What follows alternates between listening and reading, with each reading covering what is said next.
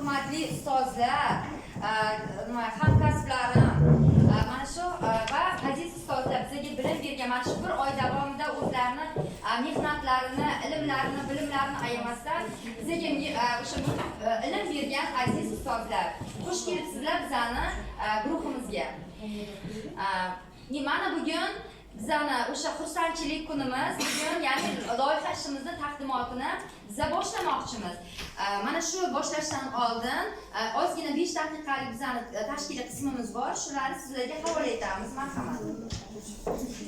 O'zim bilasiz, har zamonda ijod qilib turaman. Endi Alloh qancha umr beradi bilmayman, lekin xalq xizmatida bo'lib, doimo shogirdlarim va xalqim uchun ijod qilaman. Alloh nasib aylasin. Hozir o'zim ijod qilgan ustoz haqidagi 4 kuplik she'rim bilan taqdimotni boshlaymiz. Bilimlar yog'dusi ustoz muallim, shogirdlar qalbiga qalqon muallim. Qalbingiz ezgulik xazinasidir. Sizga tashakkur ustoz muallim. So'zingizdan mehr ufuribdirar. Qalbingiz ezgulik xazinasidir. Sog'inib yashaymiz bir kun ko'rmasak.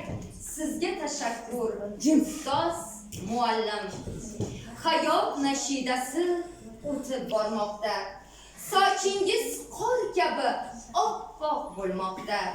Har tola tushgan oq sochingizda zahmatkash mehnatning siyrati bordir. Sizga tashakkur ustoz muallim. Aziz ustozlar, hurmatli hamkasblarim, mana hozir loyiha ishimizni taqdimotini ozgina bitta kichkinagina sahna ko'rinishimiz bor. O'sha sahna ko'rinishimizdan keyin boshlasak degan maqsadda iltimos qilib qolaman sizlardan, aziz ustozlar. Mavzumiz zamonaviy kelinlar. Farmon bibining